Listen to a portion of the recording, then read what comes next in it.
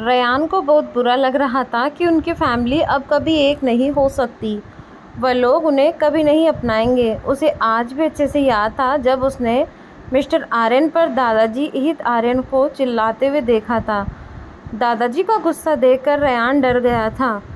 दादाजी चरन्या की हरकत की वजह से एस के हाउस आए थे और चरन्या और मिस्टर आर्यन पर बहुत भड़के थे और उन्होंने साफ साफ कह दिया था कि वो कभी भी दोबारा बर्दाश्त नहीं करेंगे कि उनकी वजह से उनके परिवार को और उनके लोगों को हर्ट हुआ। वह उनको कभी माफ़ नहीं करेंगे।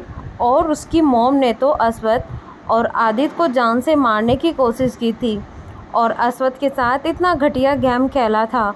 उसने अपनी आंखें बंद कर ली और उसके आंखों से आंसू बह गए। वह सोचने लगा कि वो कितने बदनसीब हैं। उनके माँ बाप की वजह से उन्हें भी सज़ा मिल रही है।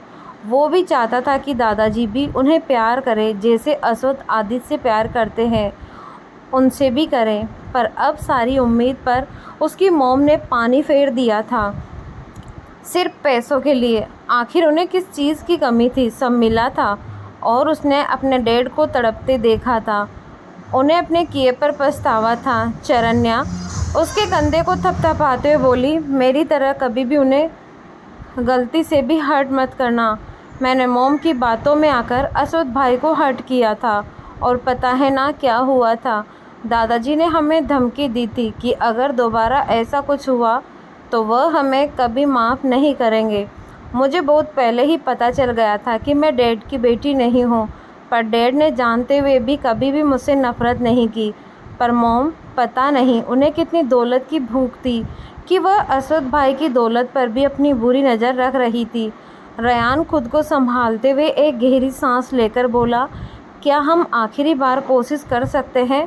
वैसे भी यह सब मॉम ने किया है, डैड ने नहीं। उन्हें बिल्कुल भी अंदाज़ा नहीं था कि मॉम उनके पीठ पीछे ये सब कर रही है। चरन्या फीकी मुस्कान के साथ बोली, इट्स नॉट पॉसिबल रयान, उन्हें हमसे कोई मतलब नहीं है। अब डैड ने खुद ही अपने परिवार से रिश्ते तोड़ दिए थे और उनकी वजह से ही उन्हें दर दर की ठोकरें खाना पड़ा था। हम तो ऐसो आराम की ज़िंदगी जी रहे थे, पर यह सब उन्होंने बहुत कुछ सहा है। डैड ने असद भाई और आदित्य भाई के बारे में मैं भी एक बार भी नहीं सोचा था और कभी भी उनसे मिलने भी नहीं गए। मॉम के इशारे पर नाचते रहे। अपने भाई और भाभी की डेट में भी नहीं गए थे ना, अपनी पहली पत्नी की डेट पर। उसने एक गहरी सांस ली और बोली, पता है डैड की सबसे बड़ी गलती क्या थी? उन्हें पता था कि वह 2 बच्चों के पिता हैं और उन्हें वो जिससे कभी एक तरफा प्यार करते थे। उन्हें पता था कि मॉम उनसे प्यार नहीं करती थी, फिर भी उन्होंने खुद ही मॉम को मौका दिया क्योंकि वो अपनी बीवी से कभी प्यार नहीं करते थे। उन्होंने कभी उन्हें अपने दिल से नहीं अपनाया था। शायद अपने पहले प्यार की फेलियर की वजह से उन्हें वो शुरू से मानते थे। रयान उसे हैरान होकर देखने लगा। चरन्या बोली, इट्स ट्रू। और वह मजबूरी में और दिखावे का रिश्ता निभा रहे थे। असवद भाई और आदित्य भाई उसी के नतीजे थे। उन्होंने खुद बताया था उनकी गलती अब गुनाह बन चुका है। रयान ने अपनी आंखें बंद कर ली। सुबह आर्यन पैलेस में डाइनिंग टेबल पर दादाजी बोले, तिया बेटा कॉलेज जाना ज़रूरी है क्या? तिया बोली, दादाजी एग्जामिनेशन फॉर्म ही जमा करवाना है और कुछ नहीं, ऑनलाइन हो चुका है, बस उसके हार्ड कॉपीज ही जमा कराना है। उसके बाद सीधे एग्ज़ाम के लिए ही जाऊंगी। डोंट वरी, अंश और ओजल भी जा रहे हैं। आदित्य बोला, ओहो दादाजी, भाभी और बच्चों को कुछ नहीं होगा, मस्त एसयूवी में जाएंगे और उसी में आएंगे। आप भी ना, आपके परपोते या परपोती को कुछ नहीं होगा इतनी सी धूप से। दादाजी बोले, मुझे पता है, मैं इसीलिए कह रहा था क्योंकि अभरम का रिश्ता पक्का करने जाना है ना, तो तिया और अस्वद को साथ में लाने के लिए कहा है उस नालायक ने, इसीलिए समझे। आदित्य याद करते हुए बोला, याद आया, उन्होंने कहा था कि अपने लिए लड़की खोज ली है और इम्प्रेस करने का तरीका पूछ रहे थे। मैंने भी कह दिया, 32 साल के हो चुके हैं, अब आशिकी करते अच्छे लगेंगे क्या? लड़की को चॉकलेट देने की ऐश तो उनकी निकल गई ना। सब उसे ही देख रहे थे। आदित्य सबको ऐसे खुद को देखकर पाकर बोला, आई नो, मैंने सही कहा, उन्हें भाई को ही देख लो। उन्होंने डायरेक्ट भाभी से शादी कर ली और इम्प्रेस वगैरह करने में टाइम वेस्ट नहीं किया, बिकॉज भाई को पता था कि वह 33 के हो गए हैं और ऐसी हरकतें करते करते बिल्कुल भी अच्छे नहीं लगने वाले। ऊपर से उनकी इमेज एक वेल मैनर्ड अश्वथ आर्यन की है। आई एम राइट भाई? और अश्वथ को देखने लगा। अश्वथ उसे घूर रहा था। आदित्य एकदम से उचकता गया। अश्वथ उसे जवाब देते हुए अपनी एक आईब्रो उचकाकर बोला, कहना क्या चाहते हो? तुम्हारी उम्र हो गई है, हमारी उम्र हो गई है और तुम्हारी एज आशिकी झाड़ने की है। हॉर्मन बोला, ओह प्लीज़, तुमने तो आज हमें एज्ड साबित कर दिया। हमारी एज 45-50 नहीं है, समझे? जो ऐसे कह रहे हो दोबारा कहा ना, कसम से बता रहा हूँ पूरा गार्डन तुमसे ही साफ करवाऊँगा। आदित्य सुनकर बोला, ना बाबा, माफ़ करो, मुझे गार्डन नहीं साफ करना वरना मैं मुरझा जाऊँगा। मुझे माली नहीं बनना, मैं आर्यन कॉरपोरेशन का वाइस प्रेसिडेंट ही ठीक हूँ। मिराज ने कुछ नहीं कहा, वो चुपचाप सा था। मिराज को ऐसे देखकर अश्वथ ने उसे इशारे में पूछा, व्हाट हैपन? मिराज ने नहीं में सिर हिला दिया। तिया अपना ब्रेकफास्ट ख़त्म करके बोली, मेरा ब्रेकफास्ट हो गया, मैं गाड़ी में बैठकर वेट करती हूँ। और जल्दी से अपना बैग पैक लिया और बाहर की ओर चली गई। उसके बाद अंश और ओजल भी चले गए। तिया को बिल्कुल भी अंदाज़ा नहीं था कि यूनिवर्सिटी में उसके लिए कौन सी बड़ी आफत खड़ी थी और अश्वथ को भी कोई अंदाज़ा नहीं था, क्योंकि उसने भी यूनिवर्सिटी का पोर्टल चेक नहीं किया था और वैसे भी वह कभी चेक भी नहीं करता था। और अंश और अयान ने भी चेक नहीं किया था। यूनिवर्सिटी में पहुंचने के बाद अंश अपने दोस्तों की तरफ चला गया और वहीं तिया और ओजल अपने डॉक्यूमेंट्स लेकर सबमिट करने के लिए अपने काउंटर नंबर की तरफ जाने लगी। सब लोग तिया को अजीब नज़रों से देख रहे थे और आपस में बातें कर रहे थे। तिया और ओजल को बहुत अजीब लग रहा था। तिया के साथ ओजल थी, इसीलिए कोई भी सीधे बोलने की हिम्मत नहीं कर रहा था, क्योंकि उन्हें अच्छे से पता था वो ओजल अश्वथ आर्यन की बहन थी और ओजल की बेस्ट फ्रेंड तिया थी और ओजल तिया के लिए बहुत पॉजिटिव थी। उन्हें डर था कि कहीं ओजल अपने भाई से कहकर उनका करियर ख़त्म ना करवा दे। तिया को उन सब की नज़रें और उसे देखकर ऐसे कानाफूसी करना बहुत अजीब लग रहा था और उसे कुछ तो गड़बड़ होने की अंदर से स्ट्रॉन्ग फीलिंग आ रही थी। पर क्या हुआ था और उसे सब लोग ऐसे अजीब नज़रों से देखकर आपस में बातें क्यों कर रहे थे, वह नहीं जानती थी। ओजल बोली, कोका यार, मुझे वॉशरूम जाना है, तू चली जा और वहाँ पर मेरा वेट करना, मैं अभी जाकर जल्दी से आती हूँ। और अपने डॉक्यूमेंट्स भी पकड़ाकर भागते हुए गर्ल्स वॉशरूम की तरफ चली गई। तिया फिर अकेले 3rd फ्लोर पर जाने के लिए स्टेयर्स चढ़ते हुए चली गई।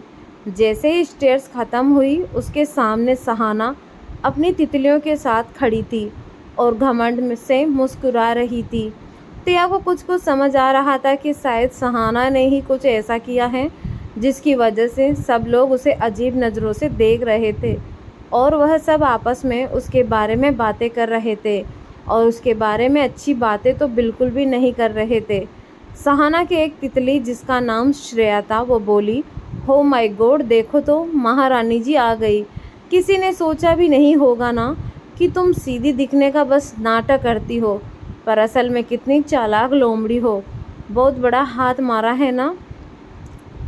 तिया उसे ना समझी में देखने लगी। वह समझने की कोशिश कर रही थी कि वो लोग कहना क्या चाहते हैं और उनकी हिम्मत भी कैसे हुई उसके बारे में ऐसी बकवास करने की। सहाना धूर्त हंसते हुए बोली, यार श्रेया, तुम भी ना, ऐसी मिडिल क्लास लड़कियां ऐसे ही अमीर लड़कों को फंसाकर अपनी लाइफ सेट करती हैं। बेचारी मासूम बनने का दिखावा करके ही अमीर लड़कों को फंसाती हैं, जैसे इसने अय्यन शाह को फंसा लिया है। ऋतुजा बोली, मुझे तो लगता है कि ज़रूर इसने अंश का फ़ायदा उठाया होगा और एक्टिंग करके उसे अपने झांसे में ले लिया होगा। ब्लडी बिच। ये सुनकर तिया चिल्लाकर बोली, व्हाट नॉनसेंस, क्या बके जा रही हो? जो मुंह में आया वो बोल रही हो। किसने अंश को फंसाया है? मैं क्यों भला उसे फंसाने लगी?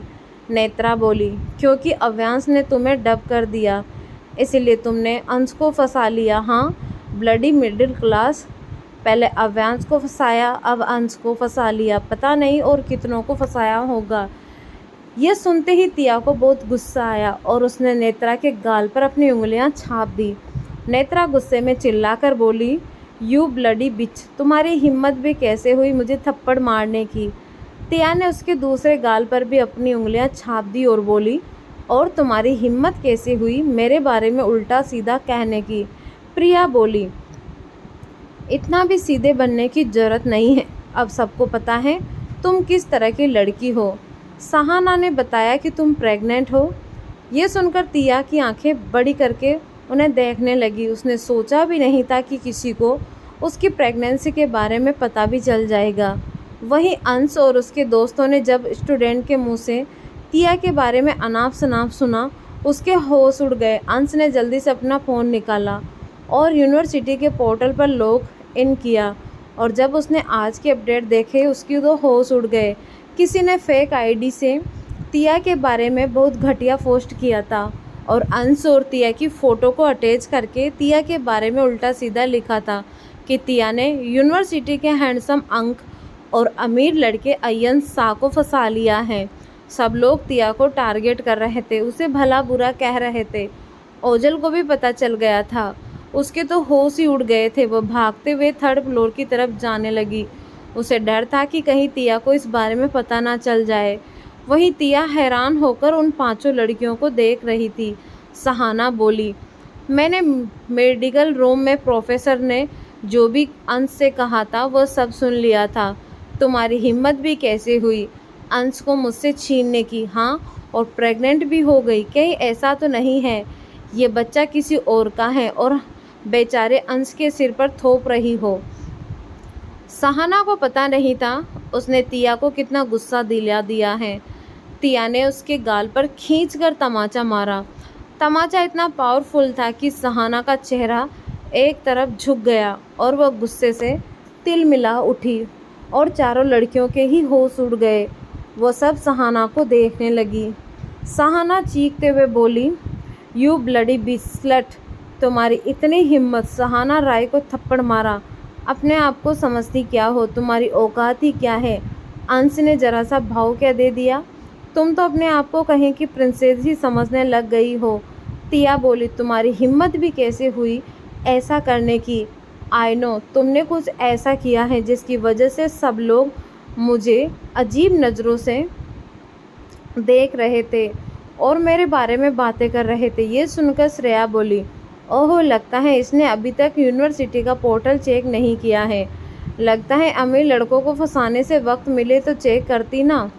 तिया को बहुत ज़्यादा गुस्सा आने लगा। उसने अपनी फाइटिंग स्किल का यूज़ करते हुए श्रेया को एक किक मारा। श्रेया दर्द से अपना पेट पकड़कर चिल्लाने लगी। वह फर्श पर गिर गई। सहाना ने और चारों लड़कियों ने तिया को पकड़ लिया और सहाना तिया को थप्पड़ मारना चाहती थी, पर तिया ने खुद को छुड़ा लिया और सहाना को धक्का दिया। सहाना भी गिर गई। उसने हील वाले सैंडल पहन रखे थे। वह खुद को संभाल नहीं पाई और श्रेया के पास से नीचे गिर गई। वो चिल्लाकर बोली, you beach, I kill you. तिया ने नेत्रा, प्रिया और ऋतिजा को भी पीटने लगी थी। सहाना मौका देखकर खड़ी हो गई और गुस्से में तिया पर झपट पड़ी। तिया इसके लिए तैयार नहीं थी। तिया स्ट्रेचर के नज़दीक ही थी। सहाना ने उसे जोर का धक्का दिया। तिया ने खुद को बचाने की पूरी कोशिश की, पर वो चीखते हुए स्टेयर से लुढ़कते हुए गिरने लगी। उसका सिर रेलिंग से जा टकराया। उसे गिरता देख सहाना के होश उड़ गए। वह डर से कांपने लगी। उसकी तितलियां भी यही हाल था। किसी के चीखने की आवाज़ सुनाई देने पर थर्ड फ्लोर पर अपना डॉक्यूमेंट सबमिट करने आए स्टूडेंट भागकर, उनमें से अहान भी था। उनके आते तक सहाना और उसकी तितलियां 9-2-11 हो गई थी। सब तिया को स्ट्रेचर से गिरते देख शोर मचाने लगे। अहान ने जब तिया को खून से लथपथ देखा, उसके पैरों तले ज़मीन खिसक गई। वो चिल्लाया, लिटिल सिस्टर, और हड़बड़ाते हुए नीचे जाने लगा। तिया सेकंड फ्लोर के फर्श पर खून से लथपथ पड़ी थी और दर्द से तड़प रही थी। उसने अपने कांपते हाथों से अपने पेट पर हाथ रखा। उसके पेट के निचले हिस्से में असहनीय दर्द हो रहा था और उसकी टांगें भी खून से लथपथ थी। उसकी आंखें धीरे धीरे बंद हो रही थी। ओजल भी हाँफते हुए पहुंच गई। जब उसने तिया को ऐसे देखा, उसके ऊपर बिजली ही गिर पड़ी। वो जोर से चिल्लाई, कोका! सेकंड फ्लोर के स्टूडेंट भी पहुंच गए थे और भीड़ हो गई थी। ओजल तिया को होश में लाने की कोशिश करने लगी और बोली, कोका, वेकअप! आहान जल्दी से पहुंचा और तिया को अपनी गोद में उठा लिया और ओजल रोने लग गई थी तिया को ऐसे देखकर। जब टीचर्स को इस बारे में पता चली, उनकी तो डर की वजह से हालत ख़राब हो गई थी। वह भी तिया के साथ ही एम्बुलेंस में हॉस्पिटल के लिए निकल गए थे। डॉक्टर और नर्स ने फर्स्ट एड शुरू कर दिया था और तिया के मुंह पर ऑक्सीजन मास्क लगा दिया था। उसके हाथ में कैनुला लगा हुआ था।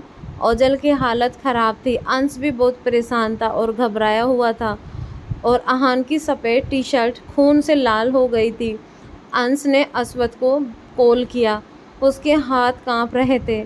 अस्वथ ने एक बार में ही कॉल रिसीव किया। वह सब परंपरा के घर के लिए निकल गए थे। अस्वथ बोला, क्या हुआ? अंश मरी हुई आवाज़ में बोला, मामा।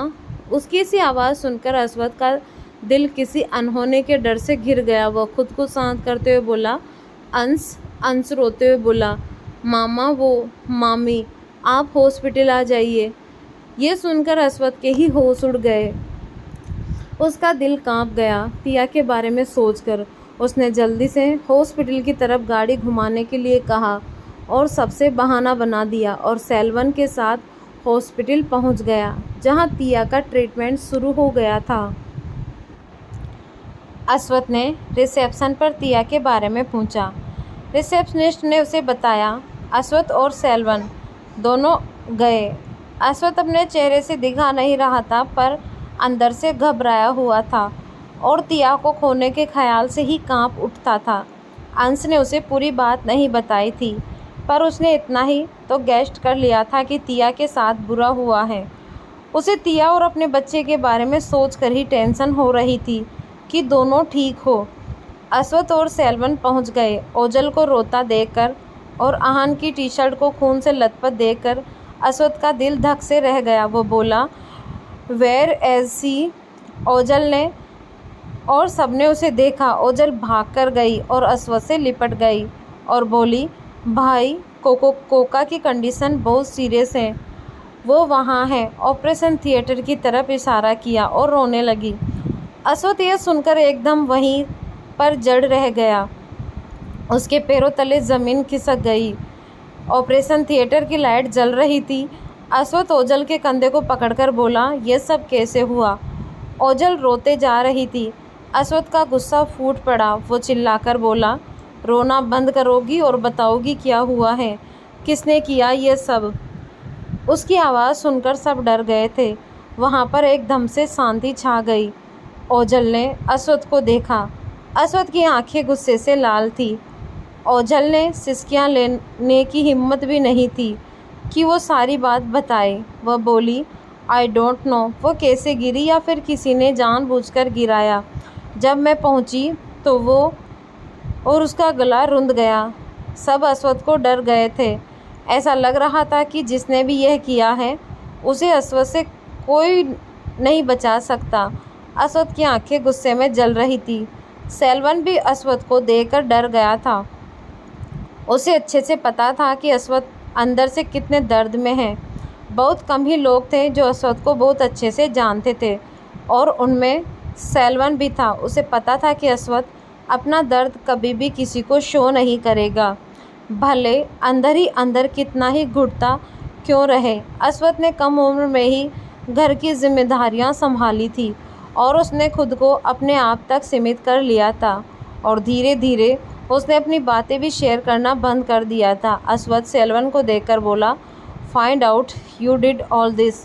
सेल्वन को अच्छे से पता था अब अस्वथ के अंदर का राक्षस जाग गया है। वो किसी को छोड़ेगा नहीं। भले ही अस्वथ कहता नहीं था कि वो तिया से प्यार करता है, पर वो तिया को बहुत चाहता था।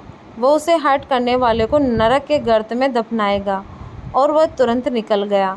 आहान वेटिंग चेयर पर बैठा था और चुप था। और अंश भी सुनने में ताक रहा था। आखिर वह भी तिया को चाहता था, भले ही उसने गिव अप कर लिया था। ओजल को लग रहा था कि सब उसकी गलती है। उसे तिया को अकेले जाने के लिए नहीं कहना था, उसे वही ग्राउंड फ्लोर पर ही वेट करने के लिए कहना था। उसे खुद पर ही गुस्सा आ रहा था। वह बार बार भगवान से प्रे कर रही थी कि तिया को कुछ भी ना हो। ऑपरेशन थिएटर का डोर ओपन हुआ और नर्स भागते हुए बाहर निकली और चली गई। सब घबराते हुए देख रहे थे। कुछ देर बाद वह नर्स जल्दी से डॉक्टर सेन के साथ अंदर गई। परंपरा के घर पर दुनिया की सारी महंगी गाड़ियों की लाइन लगी हुई थी। पड़ोसी झांक झांक कर देख रहे थे। वही परंपरा और मिसेस नेगी मुंह फाड़कर और आंखें बड़ी करके सबको देख रही थी, क्योंकि उनके घर पर ऐसा लग रहा था दुनिया के सारे हैंडसम आदमी एक साथ आ गए हो। ऐसा लग रहा था जैसे किसी देश का फिल्म अवार्ड शो चल रहा हो, जहां देश के सभी एक्टर्स मौजूद हैं। आकाश और मिष्टी भी हैरान होकर देख रहे थे। आदित्य तो परंपरा के घर को बिना पूछे एक चक्कर काटकर भी आ गया था। वहीं अनंत ने आज सूट और प्लाजो कैरी कर रहा था और निया ने साड़ी पहन रखी थी और बाकी सभी लड़कों ने वाइट शर्ट और नीचे ब्लैक पैंट पहन रखी थी और सबने एक जैसे अपने स्लीव्स एल्बो तक फोल्ड कर रखी थी। पर आदित्य एक ऐसा मेंबर था जिसने एक डिज़ाइनर ब्लू कलर की टी शर्ट पहन रखी थी और नीचे रिब्ड ब्लू जींस पहन रखा था। परंपरा ने जब अब्रम को देखा उसके तो होश ही उड़ गए। उसे याद आया कि यह तो वही लड़का है जिसके साथ उसका एक्सीडेंटली ऑकवर्ड किस हो गया था। वह अब्रम को देखकर हैरान थी। मिसेस नेगी बोली, आप लोग बैठिए जाइए।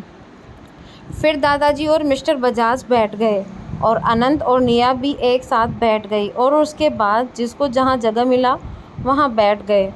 आदित्य अनंत के पास सोफे के आम पर बैठा हुआ था। परंपरा सबको देख रही थी।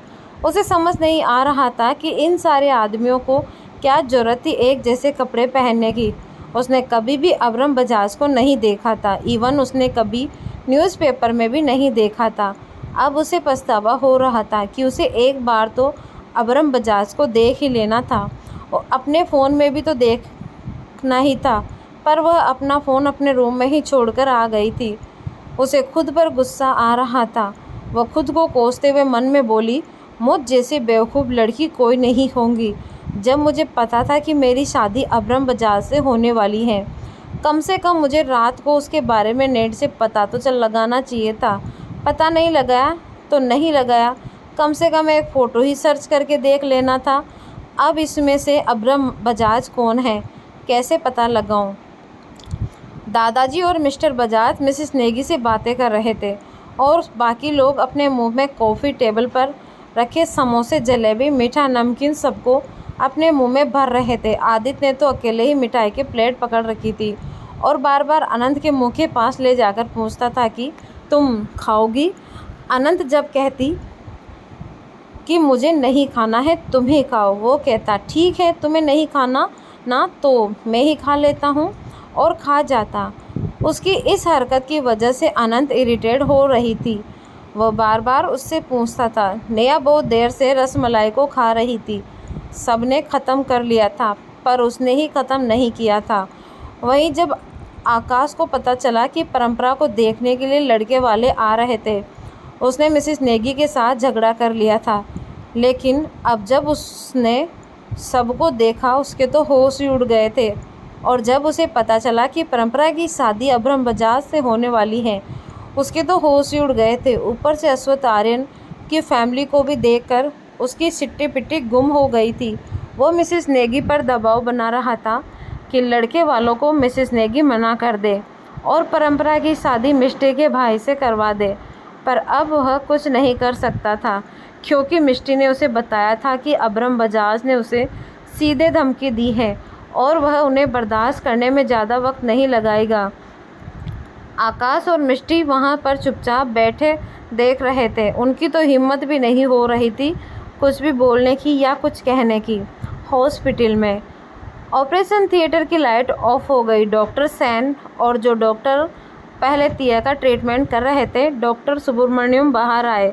सब खड़े हो गए। डॉक्टर सैन बोली, mister Aryan come to my cabin, और चली गई। सबको डॉक्टर सैन का ऐसा कहना समझ नहीं आया। ओजल बोली, कोका ठीक है ना? सी इज फाइन।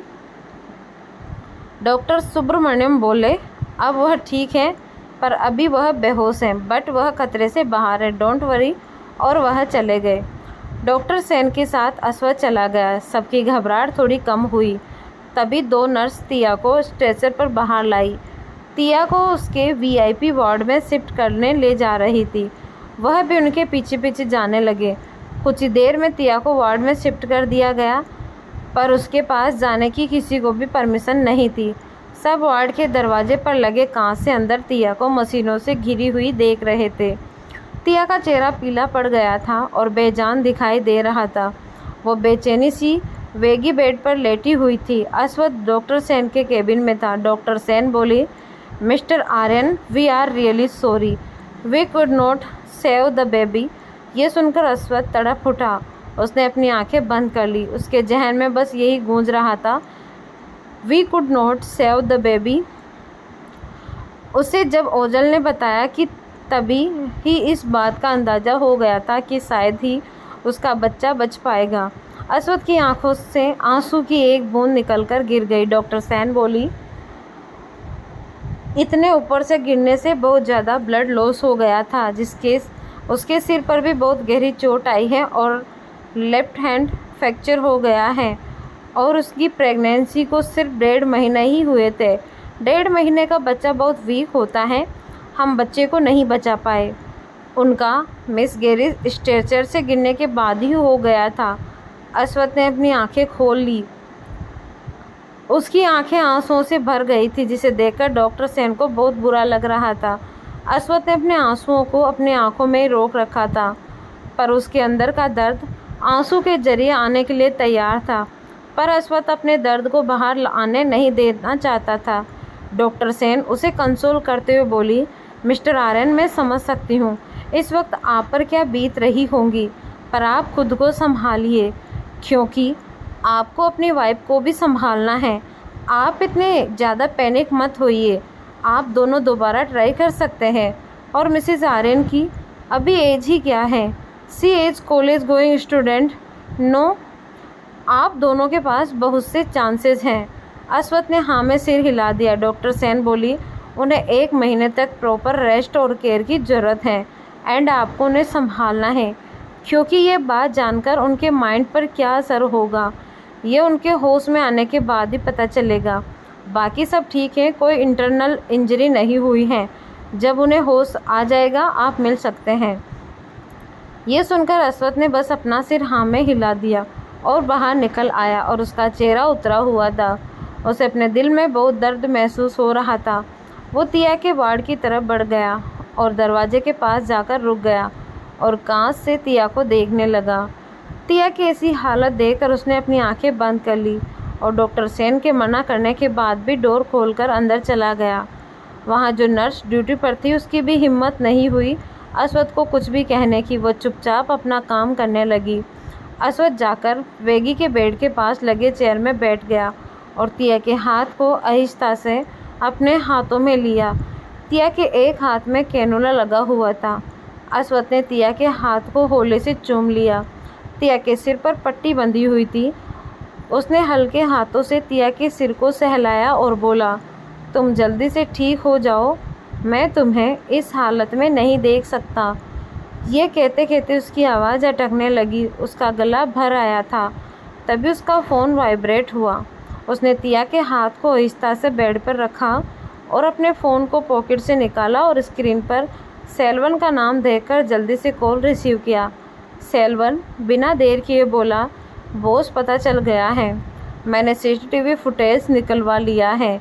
यंग मैडम को सहाना राय ने पुश किया था। वह और उसकी तितलियाँ मैडम को बुली कर रही थी, और वह घटिया पोस्ट भी सहाना राय ने फेक आईडी से किया था। ये सुनकर अश्वथ की आंखें गुस्से से लाल हो गई। सेल्वन को भी सहाना पर बहुत गुस्सा आ रहा था।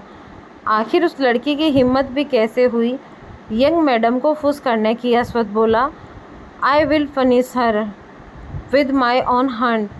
सी is killed my child, Ashwath Aryan child's will go punishment for बिग्रेन my wife to this condition. ये सुनकर सेल्वन मन में सोचने लगा कि अब सहाना राय को मरने से कोई नहीं बचा सकता। अश्वथ की आवाज़ सुनकर ही सेल्वन समझ गया था कि अश्वथ सहाना को नहीं छोड़ने वाला। अश्वथ ने कॉल कट किया और तिया के फोरहेड पर किस करते हुए बोला, जिसने ये किया है उसे मैं नहीं कहीं का नहीं छोड़ूंगा, और बाहर निकल कर आ गया और अंश से तिया का ख्याल रखने को बोलकर चला गया। राय मैंसन में सहाना अपने बेडरूम में घबराई हुई परेशान होकर इधर उधर चक्कर काट रही थी। वो बोली, डैड से तो झूठ बोल दिया कि गलती से वो लड़की मेरी वजह से स्टेयर से गिर गई। डैड ने यकीन भी कर लिया और वो मुझे प्रोटेक्ट ज़रूर करेंगे, पर अगर ओजल ने अपने भाई से हेल्प मांगी फिर क्या होगा? आफ्टर ऑल हमारा सारा बिजनेस आर्यन कॉरपोरेशन के अंडर आता है। हो नो, अब क्या होगा? डैड ने सीसीटीवी रिकॉर्डिंग को स्ट्रेच करवा दिया कि नहीं? सहाना को बिल्कुल भी अंदाज़ा नहीं था इस बार उसने किसी ऐसे एरे गिरे इंसान को नुकसान नहीं पहुंचाया था, बल्कि अश्वथ आर्यन की बीवी को सीढ़ियों से धक्का दिया था, जिसकी वजह से अश्वथ और तिया दोनों ने अपना बच्चा खोया था और अश्वथ उसके लिए उसे बिल्कुल भी माफ़ नहीं करने वाला था। अश्वथ खुद के साथ कुछ भी हो सब टॉलरेट कर सकता था, पर अपनी फैमिली पर एक आंच भी नहीं बर्दाश्त कर सकता था, और यहाँ तो उसकी जान से प्यारी उसकी छोटी गिलहरी को स्टेयर से धक्का दिया था। सहाना ने अश्वथ उसे बख्शने वाला नहीं था। वहीं उसकी तितलियों की भी हालत ख़राब थी। वो चारों नेत्रा के घर में थी, वह भी रिच फैमिली से बिलोंग करती थी। ऋतुजा बोली, यार बहुत डर लग रहा है, अगर हमें जेल हो गई तो हमारा करियर ख़त्म हो जाएगा। नेत्रा बोली, सहाना ने कहा है ना कुछ नहीं होगा, ऐसे डरो मत। वैसे भी वो मिडिल क्लास तिया के लिए अश्वथ आर्यन क्यों अपना टाइम वेस्ट करेंगे? जब उन्हें पता चलेगा ना कि उसने उनके भांजे को फंसाया है, वो खुद ही उसे पनिश करेंगे। समझ में आया कुछ? श्रेया बोली, फिर भी यार बहुत डर लग रहा है। प्रिया बोली, हाँ यार, बिकॉज हम उसे बुली कर रहे थे और वह खुद को डिफेंड कर रही थी और सहाना ने उसे पुश किया, and she had thrown from this stretcher, had not see that she was lying in full up blood और she's had mind smear. I am very afraid. Netra झुंझलाते हुए बोली, you are all stupid, don't be so afraid. Shreya बोली, नेत्रा डर तो लगेगा ना, हम जिस यूनिवर्सिटी में पढ़ते हैं वो अश्वथ आर्यन का है। अश्वथ आर्यन कोई बेवकूफ़ नहीं है, वो इस सिटी के यमराज हैं। जो भी वो हो वो पनिश ज़रूर करेंगे, और अगर हमें यूनिवर्सिटी से निकाल दिया गया ना, हमें कहीं एडमिशन नहीं मिलेगा। नेत्रा बोली, जस्ट सेटअप श्रेया, जब मैनेजमेंट को पता चलेगा ना कि वो प्रेग्नेंट थी, तुम्हें क्या लगता है वो उसे एक्सेल नहीं करेंगे? और सहाना के डैड और मेरे डैड यूनिवर्सिटी के ट्रस्टीज़ हैं, अंडरस्टैंड, वो हमें सेव करेंगे, और वैसे भी वो इतनी रिच नहीं है कि कुछ कर पाएंगी। पर तीनों लड़कियां अभी भी साथ नहीं हो पाई, जबकि नेत्रा कूल थी, पर उसे क्या पता था कि कुछ भी देर में उसकी सारी कूलनेस की ऐसी की तैसी होने वाली थी। Everything will be fine, you guys are thinking too much. Netra chilled out करते हुए बोली। परंपरा के घर में आदित्य बोला, भाई के वेस्टी अपने लिए सोलमेट तो बहुत अच्छी खोज ली है, बट शायद वो कंफ्यूज हैं कि उनका ब्राइड ग्रूम कौन है। सबने एक जैसे पहना है ना, इसीलिए। और परंपरा को देखकर बोला, होने वाली मिसेस बजाज, आपका ब्राइड ग्रूम ये रहा, और इशारा किया और बोला, अच्छे से देख लो, एकदम रायपिच माल है और अखंड सिंगल है, आप ही उनकी लाइफ की पहली लड़की है। परंपरा ने अब्रम को देखा और उसे झटकाए लग गया और वो आंखें फाड़कर देखने लगी। वो मन में बोली, ये अब्रम बजाज है, हो गॉड। अनंत ने आदित्य का मुंह बंद किया और उसे बोली, अपना स्पीकर साइलेंट नहीं रख सकते? आदित्य उसका हाथ हटाकर बोला, नहीं, बिल्कुल नहीं, बोलना मेरा हक है, मेरा मुंह मेरी मर्जी। मिस्टर बजाज बोले, बेटा कोई प्रॉब्लम है तो बता दो। परंपरा ने नहीं में सिर हिला दिया। दादाजी बोले, फिर रिश्ता पक्का, एंगेजमेंट कर लेते हैं। मिराज ने रिंग के 2 बॉक्स निकाले। मिसेस नेगी बोली, पर हमने कोई तैयारी। बीच में ही दादाजी बोले, कोई बात नहीं। फिर दोनों की एंगेजमेंट हो गई। मिष्टी की नज़र परंपरा की उंगली पर थी क्योंकि परंपरा ने जो रिंग अब्रम ने पहना रखा था वो डायमंड रिंग थी और बहुत महंगी थी। मिष्टी ललचाई नज़रों से देख रही थी। आदित्य उसे ऐसे देख कर बोला, एक्सक्यूज़ मी, आप भाभी की रिंग को ऐसे चोर की तरह क्यों ललचाई नज़रों से देख रही हैं? कहीं आप चोरी करने की फिराक में तो नहीं हैं? ये सुनकर मिष्टी हड़बड़ा गई और वो बोली, नो नहीं। आदित्य अपनी आंखें छोटी करके बोला, सोचना भी मत, वरना रिंग पहनने के लिए तुम्हारी उंगली नहीं रहेंगी। ये सुनकर मिष्टी हैरान रह गई और मन बोला, आदित्य। फिर आदित्य चुप हो गया। फिर वो लोग वापस आने के लिए निकल गए। आदित्य बोला, भाई को होना चाहिए था और भाभी को भी। कितने स्वीट्स थे वहाँ पर। मैं अभी कॉल करके पूछता हूँ वो कहाँ हैं। और कॉल किया, बट अश्वथ ने रिसीव नहीं किया। आदित्य बोला, इस भांजे नाम के पुराने अंश को कॉल करता हूँ। और कॉल किया। अंश की भी हिम्मत नहीं हुई कॉल उठाने की। आदित्य बोला, है इनका लोकेशन चेक करो, कहाँ है, उन्हें सरप्राइज करते हैं। और इन लोकेशन चेक करते हुए बोला, हॉस्पिटल। हॉस्पिटल? किसे क्या हुआ है? ये सुनकर सब उसे देखने लगे और मन बोला, हॉस्पिटल की तरफ लो और दादाजी, निया और अनंत को घर ले जाने के लिए कह दो, हम हॉस्पिटल चलते हैं।